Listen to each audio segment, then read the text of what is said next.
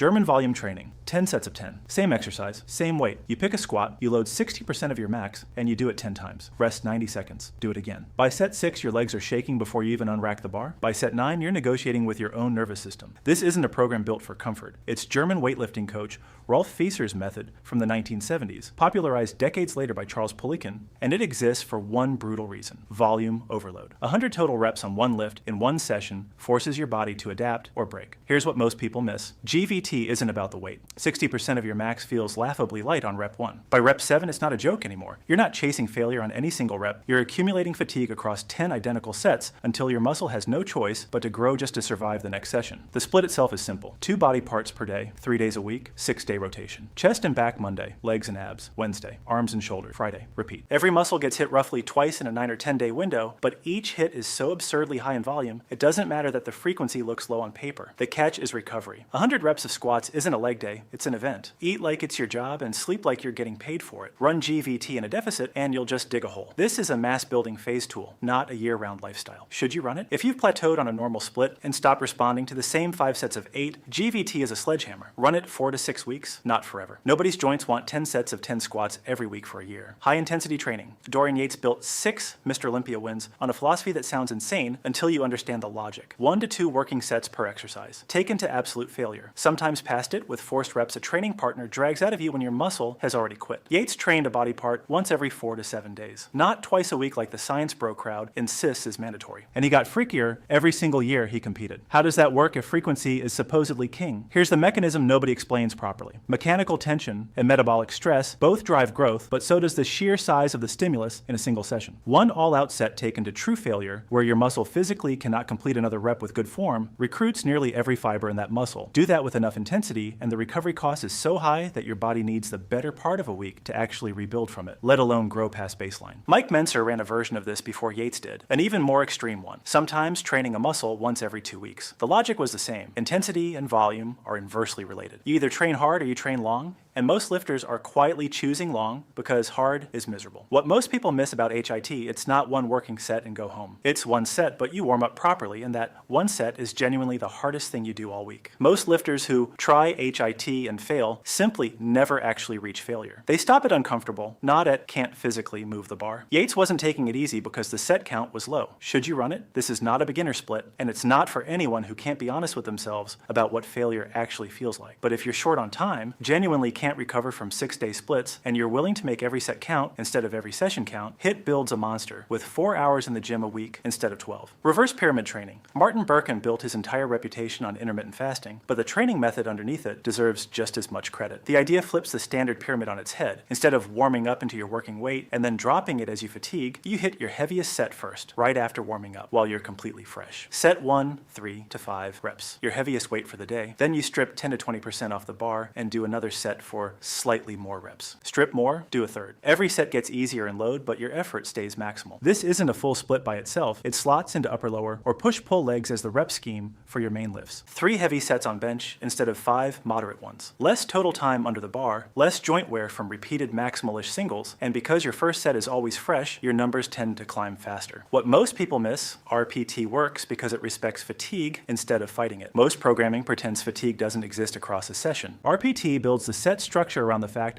that your 4th heavy set will never be as strong as your first. So it stops wasting your best reps on a warm-up ramp. Should you run it? If your goal is strength with a side of size, and you'd rather do 3 brutal sets than 6 mediocre ones, this fits directly into whatever split you're already running. It's not a replacement for PPL or upper-lower, it's the engine you drop inside one. The Bulgarian method, this one has a body count of broken lifters behind it, and it's worth understanding why before anyone gets tempted. Ivan Abadjiev coached the Bulgarian weightlifting team through the 70s and 80s to a haul of Olympic medals that shouldn't have been possible for a country that size, using a method that boiled down to one sentence: max out every single day. Not heavy singles occasionally, every training session, sometimes multiple sessions a day. You worked up to a 1-rep max on the snatch and the clean and jerk, then you did it again tomorrow. The team trained 6 days a week, sometimes twice daily, and the athletes who couldn't handle it split simply washed out of the program. There was no accommodation for the ones who broke. Here's the part almost nobody mentions. This wasn't built for natural lifters chasing hypertrophy. It was built for elite weightlifters on state-sponsored everything, with a coaching staff constantly cutting athletes who couldn't adapt. Survivorship bias isn't a footnote here, it's the entire mechanism. Should you run it? Almost certainly not as written. But the underlying principle, that submaximal is more conservative than most lifters need, is worth stealing in a diluted form. Heavy singles 2 or 3 times a week, not daily,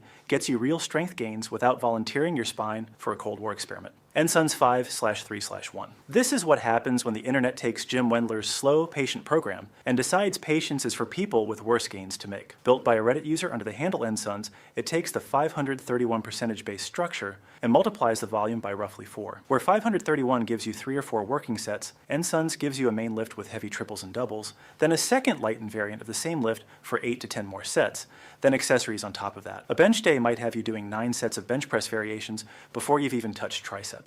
The appeal is obvious once you run the numbers. Novice and early intermediate lifters respond to volume almost linearly, and nSuns throws volume at every major lift multiple times a week. Squat, bench, and deadlift all get trained more than once weekly, sometimes with an overhead press or row stacked in the same session. Strength numbers on nSuns tend to move fast, faster than the original 531, which was explicitly built to be slow. What most people miss, this speed comes from a program that assumes you're relatively fresh to serious lifting. It works spectacularly for someone with a year or 2 of training who still has easy strength on the table. Run it as an advanced lifter close to your genetic ceiling, and the volume simply outpaces what your joints can absorb week after week. The program doesn't know your training age, it just hands you the spreadsheet. Should you run it? If you're past beginner gains but not yet grinding for every 5 pounds, and you want a program that front loads volume onto the big 3 lifts, without you having to design anything yourself, nSuns is one of the most efficient, off-the-shelf spreadsheets available. Just don't be surprised when you need a deload before the program tells you to take one. GZCLP. Built by Cody Lefevre, this one solves a problem beginners don't know they have yet. What happens when your main lift stalls but your secondary work is still climbing? GZCLP splits every exercise into tiers. Tier 1 is a heavy main lift, low reps, straight linear progression. Tier 2 is a secondary lift, same movement pattern, moderate reps. Tier 3 is pure volume, high reps, an accessory movement trained to a rep target instead of a weight target. The genius is in what happens when you fail. Most linear programs just tell you to add weight until you can't, then leave you stuck. GZCLP has a built-in failure protocol for each tier. Miss your tier 1 lift 3 times and you drop the weight and switch to a different rep scheme, effectively converting your main lift into more volume work until strength catches back up. Nothing stalls into a wall, it just shifts gears. This matters because most beginner programs eventually break, and when they break, lifters either quit or don't know what comes next. GZCLP was built by someone who watched 1,000 Reddit posts asking, "What do I do after starting strength stalls?" and coded the answer directly into the program. Should you run it? This is arguably the best bridge program that exists between true beginner linear progression and something like 5/3/1 or a hypertrophy-focused intermediate split. If you've stalled on starting strength and don't know where to go next, this is exactly where to go next. Juggernaut method. Chad Wesley Smith threw a shot put and squatted over 800 pounds before he ever wrote a training manual, and Juggernaut is what happens when a power lifter gets tired of programs that ignore how fatigue actually accumulates over months, not just within a single week. The structure runs in 10-week waves. Each wave has 4 phases: accumulation, intensification, realization, and deload. Accumulation is higher reps, lower weight, building work capacity. Intensification tightens the rep range and adds load. Realization is where you peak, low reps, near max weight, the phase where you actually test what the previous 8 weeks built. Then deload, and the whole cycle repeats at a new baseline. Here's the part that separates it from most percentage-based programs. Every wave, the rep target at a given percentage goes up before the weight does. Week 1 of accumulation might ask for 10 reps at 70%. By the 3rd time you run that wave, you're expected to grind out 12 or 13 reps at the same 70%. Only once your reps outgrow the old percentage does the program let you bump the weight and reset the rep target. Wendler's 5/3/1 assumes linear progress. Juggernaut makes you earn the next jump with actual performance data instead of a calendar. What most people miss? This program is slow to reward you on paper, exactly like 531, but it's honest in a way most programs aren't. You can't fudge whether you actually hit 13 reps. The realization phase exposes weak programming immediately, because a lifter who cut corners during accumulation shows up to peak week with nothing extra in the tank. Should you run it? This is built for lifters who already compete or want to peak for a specific date, not someone chasing general size. If you need your squat, bench, and deadlift to hit a number on a specific Saturday, Juggernaut is one of the most tested peaking frameworks that powerlifting has produced. For pure hypertrophy with no meat on the calendar, it's overkill. Westside Barbell Conjugate Method. Louis Simmons ran a gym in a Columbus, Ohio garage and produced more elite powerlifters than programs backed by actual sports science budgets. His method throws out the idea of a single main lift progressing week to week. Instead, every week you rotate the exercise itself. The split runs 4 days. Max effort upper, max effort lower, dynamic effort upper, dynamic effort lower. On max effort days, you work up to a heavy single, triple, or 5 rep max on a lift that isn't the competition squat, bench, or deadlift. Board presses, box squats, rack pulls, safety bar work. You rotate the specific variation every 1 to 3 weeks before your nervous system fully adapts and the exercise stops being a novel stress. On dynamic effort days, you do the opposite. Lighter weight, roughly 50 to 60% of max, moved as explosively as physically possible for sets of 2 or 3 reps. The goal isn't fatigue, it's speed. Simmons borrowed this straight from Soviet sports science. Rate of force development matters as much as raw strength, and a bar moved fast under moderate load trains a different quality than a bar ground up slow under near max load. Here's what most people miss. The constant exercise rotation isn't randomness, it's the entire point. Simmons believed the body adapts to a specific lift within about 3 weeks.